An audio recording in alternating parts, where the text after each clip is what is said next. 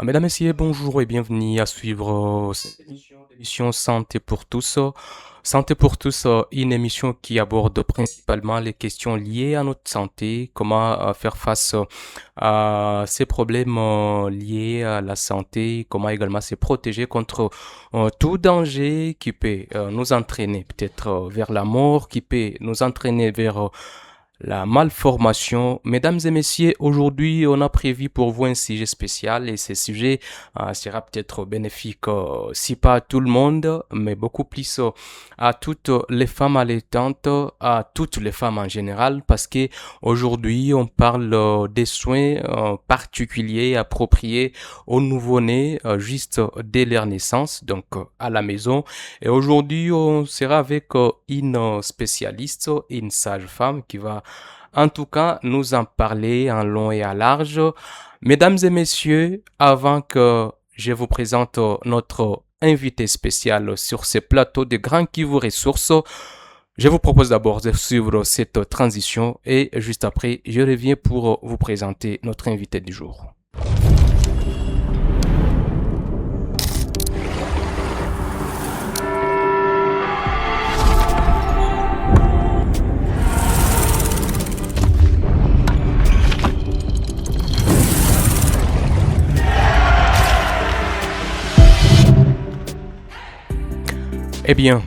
Donc, comme je vous l'ai dit, mesdames et messieurs, cette émission va concerner aujourd'hui les soins appropriés, les soins qu'il faut administrer au nouveau-né juste dès la naissance, jusqu'à peut-être à 6 mois.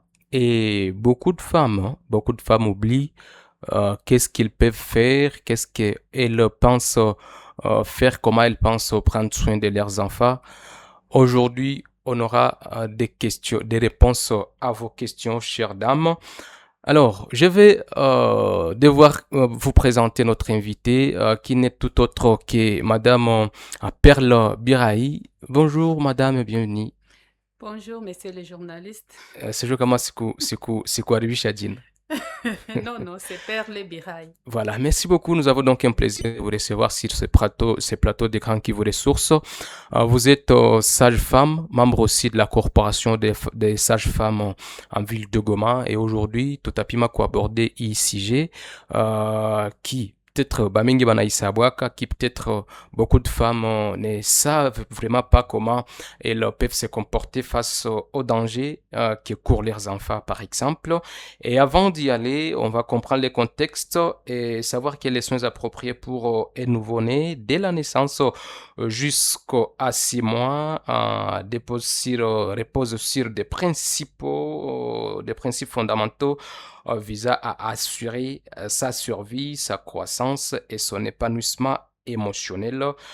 Ces pratiques incluent le maintien de la chaleur corporelle, l'allaitement exclusif, l'hygiène rigoureuse et la création des liens affectifs sécurisant ces enfants. Alors, Madame Perle, pour commencer, hatujui. Bon, je vais y aller en tout cas en Swahili aujourd'hui pour que kila mama moiko un peu partout même qu'au village à comprendre comment anaweza kamata soin ya mtoto wake wakati anatoka justement ku hospital. Sijui nini ndio tunaweza retenir kuhusu kwanza maswe za approprié ku mtoto ambaye anatoka zaliwa. Tunashukuru sana kwa maulizo na kuweza kutuita tukuye kuzungumuza pamoja. Ndiyo, wakati yenye mtu anatoka kuzala, hapa tutazungumuzia vyote juu haiko kusema kama mama mwenye ishazala ye alishaka bijua wala mama mwenye ayazala ye abijua, hapana. Donc hapa vile shie wote banamuke ni bamingi na kila mtu mwenye ishazala alishaka fanya kidogo, me namna gani yenye tunapaswa ifanya hapa. Tutaanzia kwanza wakati yenye mtoto anazaliwa, na ile saa ni shie banganga njo tuko naye pale, mama hayakuwa na ule mtoto. Wakati kwanza mtoto anatoka zaliwa, kitu ya kwanza yenye tunafanyaka ni kukinga ule mtoto asipate baridi. Okay. Juu ya nini? Juu mtumbu mwenye alikuwa, ndio mtumbu alikuwa anaogerea mumai kama vile tunaweza sema. Lakini ile mai ya mtumbu haikukuwa na temperature sawa vile temperature ya nje. Ilikuwa na temperature ya mzuri juu aendelee na kuishi. Na mule ndani alikuwa haiko napumua, lakini sasa mtoto anatoka anapumua. Sasa wakati yenye mtoto anatoka nje, kitu ya kwanza yenye tunapaswa fanya ni kumkinga kwanza asipate baridi. Maana yake ni kumupanguza ile mai yenye alikuwa nayo, apres kumupanguza unatosha ile malange yote yenye inalowana, kisha unamtia wapi mkifua ya mama. Juu ya nini aendelee kubakia katika kifukutu. Juu ya nini ya kwanza tunasema il faut lutter contre le froid. Apres pale maswe ya kufata tunaendelea sasa ifo kama tusepare ule mtoto na mama yake. Juu senye anazaliwa anakia na kitofu. Kitofu inakamata mtoto na inakamata placenta yenye ingali mtumbi ya mama. Na ile saa tutachunga wakati yenye ile kitofu haipige tena tunaikata. Na pale tunasema hii maswe inafatana na hali yenye mtoto alizaliwa hapo. Kwa mtoto mara mingi mtoto anazaliwaka tunasikiaka na lalamika. Juu na saa yenye mtoto akulalamika mama yepeka atauliza, munganga mbona sikusikia mtoto wangu analalamika? Pale deja kunaonesha kama kuko vingine vyenye ifo kufanya juu ule mtoto kwanza aanze lalamika. Senye analalamika inaonesha kama anaanza pumua. Alors senye mtoto alilalamika ulisha kata na kitofu na mtia tu kwa ile tumbi ya mama, apare ile chaleur ingine yenye tunafanya ya muhimu sana ni kukinga ule mtoto asipate infection. Juu senye kwa mtumbu anakingiwa na mama mutumbu iko yake mu environment yenye iko bien. Me inje ifo sasa tunajikaza. Wakati yenye anakuwa inje, bitu yote bie tutatumikisha. Isikue vitu vyenye vitatia ule mtoto katika hatari. Tulisema kwanza tutampanguza. Ile manguo yenye tutatumikisha, ifo manguo yenye inakuwa sterile. Et si possible kama haiko sterile donc ilifuliwa na inakuwa repasse juu tunajua gisi jua fere inauwaka mikrobi. Ndio. Tukisha mutia pale tunasema tutatumikisha biote vyenye habita infecte mama. Mavifaa yote yenye tutatumikisha mapense, masizo ilifo inakuwa sterile. Apare pale tunasema utatia mtoto dawa. Sasa ndio ulisha achanisha ile kitofu ifo na tunza ile kitofu. Juu batoto ba mingi nabo banapataka infection kupitia kitofu. Anaweza gonjwa tetanose na bingine vyote japo ile ya kupitia mkitofu ni hatari sana, ya mbaya sana. Utaendelea tunasema tunatiaka mtoto dawa kumacho. Juu ya nini? Ni juu ya kukinga ule mtoto asigonjwe, asipatikane na magonjwa yenye naambukizwa kupitia mama me napitia kama macho. Ile tunasema conjonctivite. Hapana. Ile ni conjonctivite. Alors tunamutia ile dawa juu ya nini? Tunaendelea tu na kukinga ule mtoto. Apres pale kuko pia madawa yenye tunaweza mtobola sawa vile vitamini K, ile nasaidia juu ya ni antikoagula juu mtoto asivuye. Na yake damu isaidie juu damu coagulation ikue. Ile ni kumkinga ule mtoto. Apare ile ya kufata mtoto aisha toka haiko tena mtumbu ya mama. Ilifo nakula. Na njo pale kwenye unaonako kisha maliza apres 30 minutes umwe kama mama iko na nguvu inafaa kumsukula maziba ya mama, unamtia ule mtoto kumaziba. Ile maziba ya kwanza hata kama yashuka ni juu ya nini? Njo chakula ya kwanza ya mtoto na ile saa inaleta ukingo ya mingi kumwili ya mtoto. Njo tunasema ile maziba njo vaccin ya kwanza ya mtoto. Donc ni chakula tena ni vaccin juu iliko na antikoro ya mingi kumwili ya mtoto. Donc ile maswe mbalimbali tunaifanya tuko pale musali d'accouchement. Mama hayatoka nje na ile yote tulisema kwanza kwa kuepuka baridi na njoo ile na musali d'accouchement apare ile kumpanguza. Ifo tunafunga madirisha, ifo tunapima pia temperature ya ile sali. Juu ile courant d'air nayo inatuma mtoto anaweza sikia baridi na pata shida mbalimbali. Okay, ile njo maswe yenye iko ya mbio wakati yenye mtoto anazaliwa. Kuna wale ambao wanakuwa kisema ile saa mtoto anazaliwa ile lefete ya kumutia kutumbu ya mama yake. Kuna kwaka ba mingi wanaanza interpréter manière de leur manière. Alors sijue c'est quoi exactement objectif yenye natumaka wanatia mtoto sana maliza zaliwa. Bon umaliza sema pa ni juu ya kifukutu. Alors il y a d'autres qui disent non, balimutia pour que akuwe kwanza na affection ya mamake mbele ya wakati. Alors kuko bato ya mingi banakuwa bako na interpréter, et aujourd'hui gisi uko pale est-ce que réellement il est parti à affection inakuwaka aussi, ou c'est juste juu ya ile protection contre baridi? Ya kwanza inakuwa kwa kwanza juu ya protection contre baridi. Me tulasikia kama nilisema après 30 minutes atanyonya. Na ile sa, donc il est déjà après protection, na njo ile lien, unaanza créer ile lien affectif entre mtoto na mama. Na gisi ile sa ya kwanza mtoto alikala mutumbu ya mama, ile senya anazaliwa. Après kumupanguza, mtoto anakuya mukifua ya mama. Mwele kifua si munaona deja mama anakuwa vraiment na lien yenye iko très rapproché na ule mtoto, na mtoto mwenye iko pale atakuwa deja na tendance ya kunyonya. Juu ile yote ni mareflexe yenye nakia kwa mtoto. Plus iko pale ule mtoto atanyonya, donc inasaidia na kumukinga kubaridi, inasaidia kucreer lien affectif na mtoto, na inasaidia pia allaitement kwa ule mtoto. Donc mafaya ile ni ya mingi sana, hatuwezi tu kujilimite kama ni juu ya kumukinga kubaridi. Bile biote biko ndani. Kuna wengine wanakuwa wanajiuliza hii wakati ya accouchement. Prenons par exemple, bon, on va déborder un peu, wakati mtoto iko azaliwa eke mama alikuwa mgonjwa, disons iko na VIH sida par exemple, souvent bana démontrer que c'est possible mtoto azaliwe, d'ailleurs mtoto anaweza zaliwa bila sida. Alors comment ça se passe, ile moment inakuwa kai wakati gani nyie munaiweka kisi c'est faut me protéger asikamatike na hii ugonjwa, et qu'est-ce que vous faites, comment vous faites pour que asipate ile magonjwa ya mama kiko nayo? Bon, acte ya kupoze kwa ule mama mwenye tunasema anaishi na VIH ni mingi sana. Na njoo maana tunaanziaka wakati ya kipimo. Sa mama iko na mimba.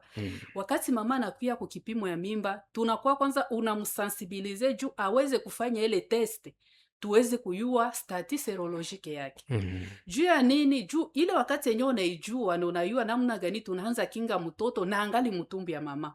Ule mwenye anakuwa positif, deja akishaanza madawa, ile madawa inasaidia pia ule mtoto asiambukizwe na angali mtumbu. Pourcentage deja ya contamination inakuwa réduit. Ile madawa ayo peki. Donc sa yenye ule mama na yatazala, yatakuya zala we mungango unajua deja statut ya mama. Na hata kama kuifanya wakati iko na mimba, mbele uzalishe mama, wakati yenye anakuya iko mutravail, normalement unapasha fanya depistage. Juu ya nini? Hata kama ile wakati ya mimba tulimupoteza, mais il faut tuanze kumurekipere wakati yenye mama nazala. Ile sa yenye ikatoka positif, ile sa deja ule mtoto akisha zaliwa, kuko ingine action supplémentaire yenye tutafanya kwa ule mtoto juu ya kuweza kumsaidia asiweze kuambukizwa na ule mama. Donc ile ni ingine vraiment maleso yenye yakose tunaweza izungumuzia ya prochainement pour que batu bajue namna gani. Mais kwa ile maaction kwanza tutampa dawa. Kuko mwenyewe anasema il faut kumupanguza wala mnamutrampe mumai ya kivukuto, donc inye kwa mukadawa juu ya kusaidia ile mikrobe yote yenye anaweza kuwa alizaliwa nayo iweze kukufa. Mais kumutia kukifua haikataziwe juu tunayua kama ule mtoto alizaliwa bien, mama yako bonne santé, ile kifua tunayua kama itamuletea kivukuto, itasaidia. Na kuko ule mwenye anakuwaka deja alikuwa na virus, mais anachagua atanyonyesha mtoto. Ule deja atabeneficie mwa ile masoin yote. Ule mtoto atanyonya na tutaendelea na kumsuivre juu kuko mwenye hana ile mamwaye aseme hivi sitanyonyesha, mais anaweza nyonyesha na mnamfasiria maswin fulani juu ule mtoto samwe alizaliwa hana hayo, asiwezi contaminer na asiwezi kuwa contaminer na alishazaliwa. Okay, na eske ni sida tu njo inaweza ambukia mtoto wakati ya kuzaliwa, au kunaweza kuwa ingine magonjwa yenye facilement inaweza ambukia mtoto wakati kunazaliwa? Magonjwa ya kuambukia mtoto wakati kunazaliwa ni mengi. Sasa yenyewe nilisema vile tunamtia dawa mumacho. Ile dawa mumacho tunasema inalite contre ma conjonctivite neonatale. Donc ni microbe yenyewe iko kwa mama wakati mtoto iko nazaliwa anaweza ambukizwa. Na kuko ingine magonjwa mingi, ma maladie sexuellement transmissible, kuko magonjwa yenyewe mukaiona na tuna banake kuzala kupitia kuzala par voie basse hatutaikonseye, ule tunamkonseye umwe cesarienne juu ya kuweza kuepusha mtoto asiambukiziwe. Donc kuko magonjwa mbalimbali yenye inaweza ambukia mtoto. Ok. Il y a des termes, kuna kwa termes zenye vous utilisez souvent na zebatu wanasikiaga wanakuwa kujiuliza c'est quoi la minute d'or? Minute d'or njo nini et c'est quoi son objectif? Ndio bo, ile ni materme yetu she banganga yetu tunaiwa. La minute d'or c'est la première minute après la sortie de l'enfant. Okay. Et kwa ile minute donc tunaona kama ni oro, she bote tunaiwa oro kama ni matière yenye iko très précieux. Ça signifie que kwa kusaidia ule mtoto awezi kuishi bien, il faut vraiment tenir compte na maswa yenye utapatia ule mtoto kwa ile minute d'or. Pale tulisema ya kwanza ni kumkinga na baridi. Juu batoto ba mingi banakufaka na baridi bakishazaliwa. Ya pili ni kuona eske ule mtoto alizaliwa alilalamika. Juu senye mtoto analalamika, mtu kama upumua utasema mtu alilalamika. Donc ça signifie kuko deja libération ya ma voie respiratoire. Ouais. Ça signifie senye ule mtoto akulalamika, apres kumupanguza unapashwa deja panguza na mkinyo uone kama ile mamai haiko njo yenye natuma mtoto alalamike. Na kama unaona unapanguza mkinyo abiendeke, unapashwa tumikisha poire juu ya kufata il faut ule mtoto apumue. Na shie peke saa vile bakubwa tukasema sema ufunge pumuzi panda 1 minute. Hawezi weza. Tutaresiste basi. Ba mingi neneaka 10 secondes, 20 secondes alisha wona kia anataka kufa. Na njo ile minute d'oro kwa ule mtoto. Donc kwa ile 60 secondes yenye nafata kuzaliwa, il faut le mtoto apumue juu tumurekipere. Voilà. Na juste après kutoka mon salle d'accouchement, je vais prendre la partie ya sa mwana mtoto anafika kunyumba. Kuna kwaka je sais pas, ba mingi sana ne savent pas comment en tout cas bien entretenir ule mtoto wakati anatoka kunani ku maternité. Si jouer, pourquoi d'abord il faut exclusivement kunyonyesha ule mtoto? Pourtant ni mtoto wa kidogo, bokwe banasemaka eske huyu hatazoea mbaya kuna kula sana. Tukimzoelesha manyonyo sai itakuwa sawa vile. Alors pourquoi il est conseillé kuwa na mnyonyesha kila wakati? Bon, wakati yenye mtu anatoka ku maternité, pale tulisema ile maswali ilikuwa ngali maternité, sai yenye ku msalle d'accouchement. Mais après akishatoka msalle d'accouchement, tutaendelea na surveiller ule mama. Kuona gisi bata evolue. Hasa kwenye inakuwa na tueshape ni senya natoka anarudia kunyumba. Juu ya nini? Kule kuko ba mama, ba mukwe, ba shangazi, ba jirani, kila mtu anakuya na yake experience, na yake mashauri. Umoya atakuya seo usikwe na mnyonyesha juu atazoea maziba hautatumikaka. Mais il faut kujua kama mtoto mwanazaliwa chakula yake moya enya anapashwa kula ni maziwa ya kifua ya mama. Na ile maziwa we mama haupashe kumhesabilia saa ya kunyonya. Tunasema ke wakati yenye mtoto anasikia njala il faut kumpatia ile maziwa. Juu mule njo muko chakula, mule njo muko mai, mule njo muko ma anticorps enye inaweza kumsaidia aweze kujideveloper. Na ile development tunasema nani development physique ya mtoto na development intellectuel ya mtoto. Donc maziwa c'est vraiment un repas complet kwa ule mtoto. Na njo maana hatuwezi hesabia atanyonya mara ngapi au usimzoeshe. Hapana. Wakati yenye unamnyonyesha mzuri mtoto akisha shiba naye après 10 minutes hata lomba maziba. Mais wakati yenye analiaka sana ça signifie kuko shida. Kama we peke mama unaona huyu mtoto nilimnyonyesha na alishiba na naendelea na kulia, donc kuko ingine problem. Soit sa moya au kumchanger couche iko na muluma, mabuchafu iko na msumbua anapashwa alie. Soit sa moya anasikia kivukuto ya sana. Me weye unapenda donc unamtia fasi ya fujo wakati yenye mtoto yuko mdogo naye apendake fujo ya mingi. Donc ile environnement yote mbalimbali inaweza tuma ule analia mais haiko kusema hivi kunyonya. Sasa wakati yenye ukumunyonyesha na shiba pale atakuwa analia tu. Donc ile kwanza ni ya kwanza. Ya pili nyingine yenye banatuambiaka mtoto senya anakuya ifo kumzoelesha baridi juu asigonjwa yake kifua, magonjwa ya kifua. Japo tuliona ya kwanza wakati mtoto anatoka inafaa kumproteger contre baridi. Kumproteger kwa ile baridi. Yeye ana ile mwili ya nguvu sashi. Donc sa yenye iko pale il faut vraiment kumutia kwa environnement yenye hata sikia ile baridi ile macourant d'air, hapana. Wewe utawaza sema unamzoelesha juu agonjwe kifua, me ile kifua kwa ule mtoto haiko hata izoea. Iko mtoto kidogo, neneza tuma ule mtoto anakufa. Juu ya nini? Juu ile baridi. Bengine asema unamtia mumaya ya baridi juu tu asigonjwe. Na bale unakiakuta banakuyaka tu tena kwa hospitali mtoto aisha gonjwa bronchite ya nguvu sana. Juu ya nini? Bali mutia fasi ya baridi, bali munawisha bitu ya baridi. Et pourtant tunajua ke mwili yake ye ni mtu mwenye ko très précis. Haya kaza, hakuna kitu kekisha kaza moyeye kumwexpose mwa ile maintemperi. Apare ile bingine vye tunaonaka ni kitofu kia mtoto. Sa mama anatoka, mara mingi siyakisha siku 2-3 anatoka anarudia kunyumba.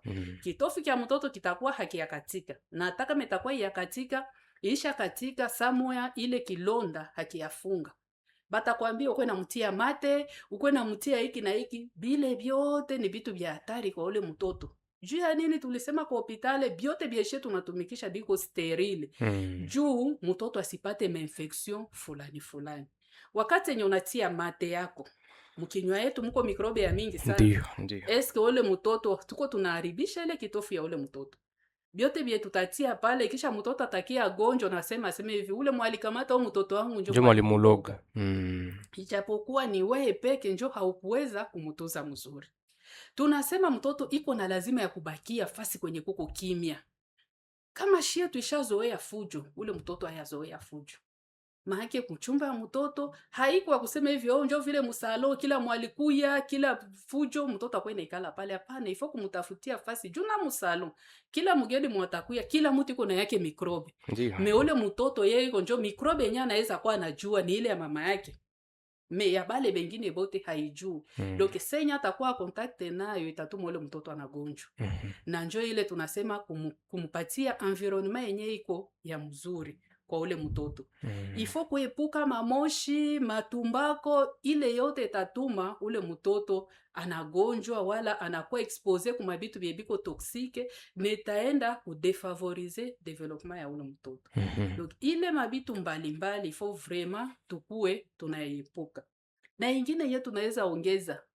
Kuko mtoto mwanaliaka, juu tuko tunaenda tangu kuzaliwa sipaka miezi 6. Mpaka miezi 6. Mtoto angali na 1 mois, mama mtoto akishalia ni kumpa telefone.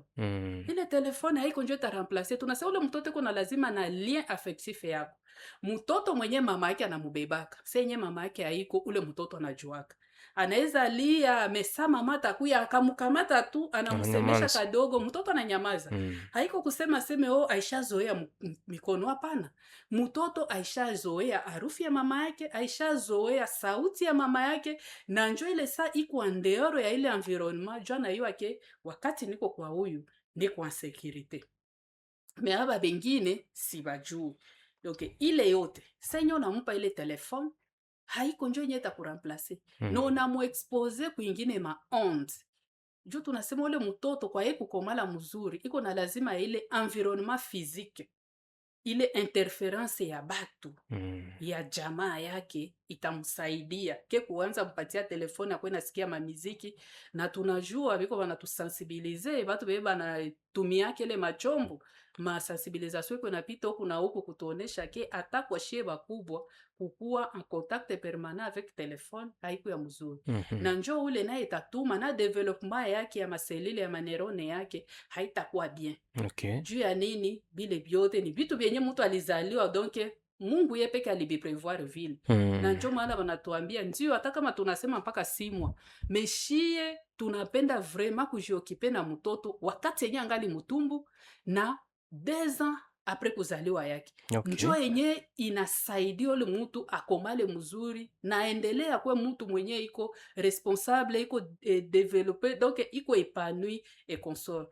Juu ya nini? Ni juu ya ile maswe mbalimbali yenye tutampatia. Kama ile age inakuwa ekarte wala hatukufanya maswe ya mzuri, ni age ya adulte njo takia kutoa mtoto hivi na hivi. Juu ya nini? Somewhere ni kule kumwanzo repercussion sasa hivi repercussion inakuwa kule. Njo shida ile na njo ile nye vraiment ifo kukazilia pale tuone namna gani ya kusaidia wale watoto juu ule mtoto wa leo njo mwa atakuwa president wa kesho, Ndio. njo mwa atakuwa munganga wa kesho. Sasa kama leo hii hatukamata soin yake, ça signifie kule mbele itaturatrape tu. Nilisikia unasema juu ya soin ya kitofu. Je ne sais pas qu'est-ce que vous conseillerez ku ba mama. Bu antoju souvent iko saba mingi wanautiliza kemate.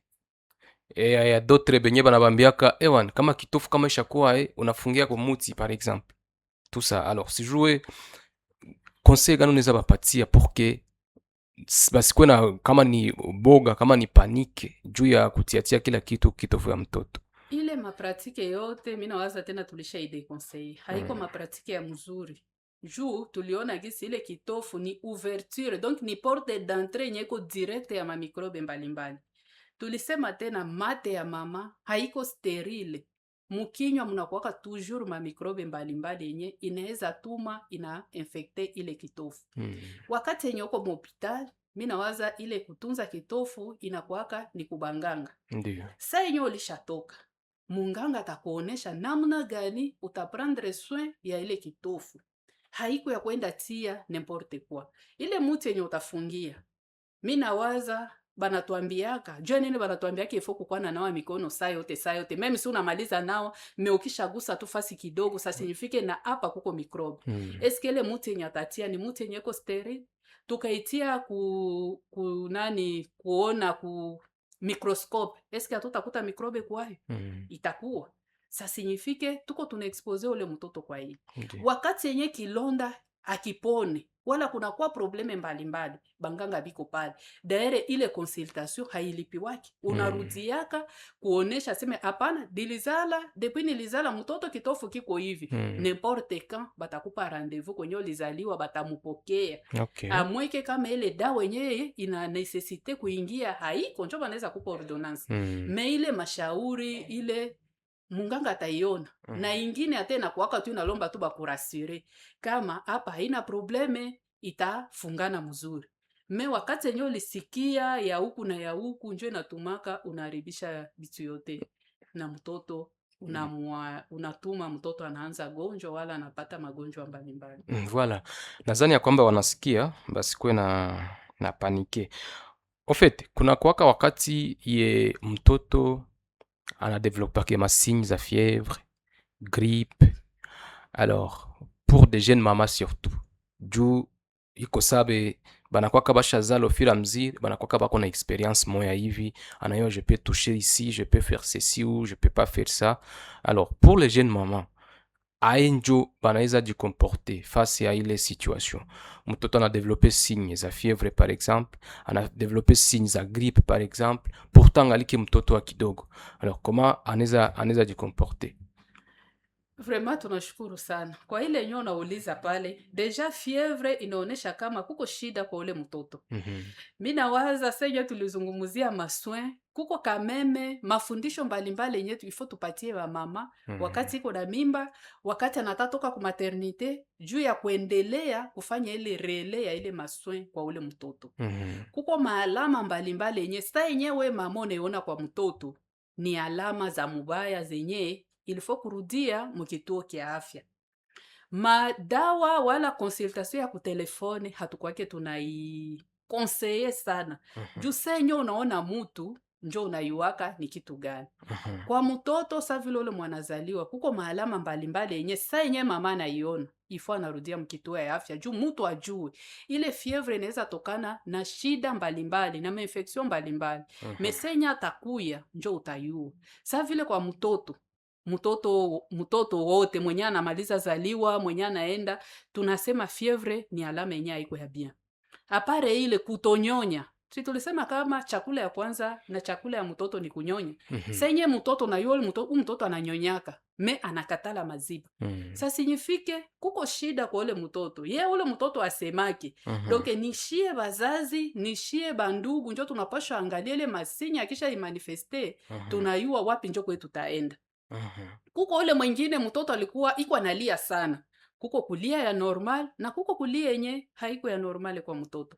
Ile nayo inatuambia ifo kwenda kwa munganga, amuone, akonsulte ule mtoto, ajue kama kuko shida gani. Okay. Donc ni maalama mingi sana yenye il faut we antake muzazi ukwe na ijua.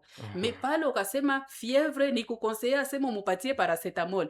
Paracetamol itashusha tu fievre. Uitivise kama par combien? Ni traitement yenye iko symptomatique. Me kubanganga il faut kutafuta kutunza koze ile fievre ililetoa na nini. Okay. Juu kama ilikuwa ni malaria, unaweza mpa paracetamol panda une semaine, hata ponaka, atakuwa tunaleta fievre. Kama ilikuwa fievre typhoid, kama ilikuwa ni infection ya mukitofu ya huku na huku, ile paracetamol ni signe tu, donc itashusha tu fievre, après 3, 4 à 6 heures, fievre tena itaendelea. Voilà. Maana tunakonseye ampeleke kwa munganga. Mbele tuendelee, kuna watu ambao kabisa wana maulizo mingi sana. Kuko mwanauliza eski iko conseiller kuacha mtoto mberso wa 3 semaines même si hali yake toute la nuit unamudepose mberso, eski ile conseiller? Bon, ile njo kizungu yenye tushakuwa nayo, si we mama kwanza ule wa 3 semaines mama mwenye unamaliza zala unapendaka kameme ukuwe na contact permanent na ule mtoto wako. Hata kama mtoto alie, tunasema ile rapprochement inasaidiaka kwa ule mtoto. Bazungu njo baisha kuwa aseme chumba ya mtoto ile na berso iko kule abakie kule. Ndio utayua ye, utamwevaluwa ye ule mtoto.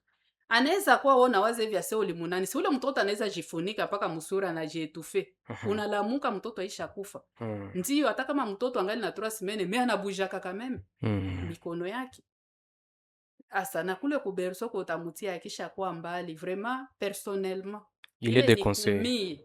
Personnellement si favorisake ile kukua très éloigné na mtoto. Saza mingi jubu siku c'est plus de 8 heures. Asile plus de 8 heures ole mtoto. Voilà, merci. Kuna ingine ulizo. Est-ce qu'il est possible wala normal mtoto apitishe journée muzima bila kunyonya? Journée muzima bila kunyonya. C'est une question d'une téléspectatrice. Anapenda yowe, est-ce que réellement il est bon kuacha, donc mtoto a fait toute une journée bila kunyonya, peut-être bila aussi kulia, ça je complète, bila aussi kulia, il est là seulement iko na angalia mais hanyonye toute une journée. Habituellement mtoto mwanazaliwa wala mpaka 6 mois ni mtoto mwenye anayua chakula yake ni ile maziwa toute la journée, akose na nagonjwa juu hata ule mwenye anasemaka mtoto wangu ali yake me anaweza lala juu senye mtoto anazaliwa saa yake ya mingi vraiment dans la majeure normalement ule mtoto analalaka sana me wakati yenye analala sana haiko kusema seme analala toute la journée, anaweza lala 3 à 4 heures kisha pale atalamuka anaweza anza cheza, anaweza lia kadogo tena mama takia na mnyonyesha, kisha mnyonyesha anatulia yake pale donc ule haiko mtoto wa kulia mais haiko kusema ke toute la journée anaikala iko nalala. Mais la majeure partie ya mtoto mwenye anazaliwa inakuwaka ni busingizi. Banatuambia kuko mwanaweza lala 20 heures sur 24. Journée siko na 24 heures. Mais ataka banasema 20 heures, ça signifie haiko kusema lilala saa hii atalamuka kesho saa fulani, hapana. Donc kama lilala pendant 3 heures, alilamuka alifa 1 heure iko éveillé, ile après pale tena nalala, kisha senyo utakontabilize ile maere zote, njo napata ta yake ya kulala. Mais hapana usingizi yenye iko très continu. Juu ya kitofu, je pense que unaweza kuli répondre kuko maliuliza juu ya kitofu ya mtoto ni kufanya namna gani olia ya kutumikisha mate? Olia kutumikisha mate. Njo maana tulisema wakati yenye mtu wote mwalizaliwa kwa hospitali, mbele utoke bana kuoneshaka namna gani ya kutunza kitofu. Kuna kwa madawa yenye kwa hospitali mena ingine wanaweza kuambia vile tuisha mutia ile dawa, donc wewe tu kazi nyota bakililia usitie pale buchafu. Ile kitofu itakauka inaanguka. Me kama kuko ingine bale benye biko na ile madawa ya kuaplike bana kupatiaka. Sasa hiyo unatoka watakwambia kitofu utakuwa natia hiki. Me actuellement kabisa ya mingi bakisha mtonza kule anatokaka hailombe tena hata madawa zingine supplementaire, amweke kukue shida fulani fulani yenye munganga aliona na naandika wala nakupatia ingine dawa fulani. Voilà, kuko mwingine mwaliuliza, peut-être nanjo takuwa ulizo ya mwisho, Que peut être la cause ya bronchite kwa mtoto wa 3 mois et comment prévenir la maladie? Kozi ya bronchite kwa mtoto. Bronchite kwanza ni malali, donc magonjwa ya kifua. Ndiyo. Ile magonjwa tunaona ke ni mainfection. Apare ile mainfection tuko tangu tulianza tunasema ile baridi. Kuevite courant d'air kwa mtoto. Nayo inasaidia. Mwingine anasema kwa kisha mtia mbaridi njoo na mkinga mwa ile bronchite. Me ile baridi inaleta kile mabronchite. Ingine ni infection kumexpose kuma hewa mbalimbali yenye haiko ya mzuri. Tulisema ile mataba, mafime, mabitu gani haiko mzuri inaweza mletea magonjwa mbalimbali. Voilà. Na ingine ni infection yenye inaweza tuma uli. Na ingine inaweza kuya ni juu mama hapende vaccine. Na njoo juu ya ile mabronchite, juu bronchite ni magonjwa yenye nakuyaka sana kwa watoto. Na njoo maana ile mavaccine yenye bamapatia watoto. Kumwanzo nilisema vaccine ya kwanza ni ile maziwa ya kwanza ya mtoto, ya mama. Senye mtoto anaikunywa ni vaccine. Mais après pale unatoka maternité banakwambia alipata hii vaccine mais après 6 semaines utapata vaccine.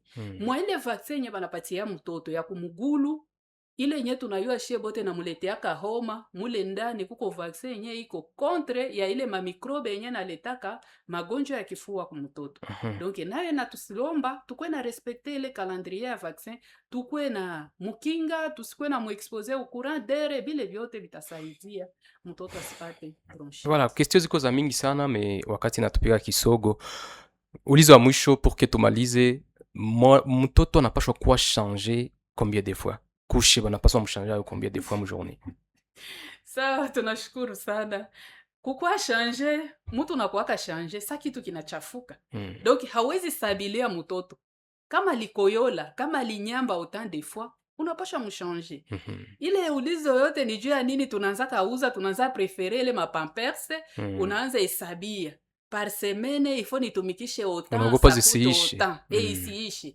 Mais kushe zilikuwaka banakwambia seme ile ifo kukwa na mshanje parce que plus unamwachaka mwa ile mabuchafu yenye tunasema buchafu, mikoyo mavi ni buchafu juu wewe uko naona makuta ya kuuza ingine yapatikana. Me una predispose ule mtoto kudevelope magonjwa ingine mbalimbali. Sa vile ile magonjwa ya kivubo yenye watu wanasema mtoto anagonjwa kivubo ni juu ya nini? Ni juu ile tukuto heshimia ile usafi kwa ule mtoto. Donc wakati yenye mtoto anachafuka, wakati yenye alikoyola, wakati yenye alinyamba, de grâce il faut les changer. Asante sana Madame Perle, tunashukuru sana kufika na kujibia ku maulizo yetu. Ndio, nashia tunashukuru sana. Asante. Wapendwa watazamaji, ni mwisho kabisa wa kipindi chetu Afya kwa wote, Santé pour tous. Tunawaalika kuendelea kufata vipindi vya Grand Kivu Resource, lakini jua ya kwamba ukijiabone ku YouTube yetu, ku chaîne yetu, utakuwa kifata yengine mambo mengi. Certes, vitu iko mingi ya kusema, mambo iko mingi ya kueleza kuhusu swe ya mtoto, swe ya mama également. Tubakie kukua chonjo kufuata vipindi vya Grand Kivu Resource. Ciao.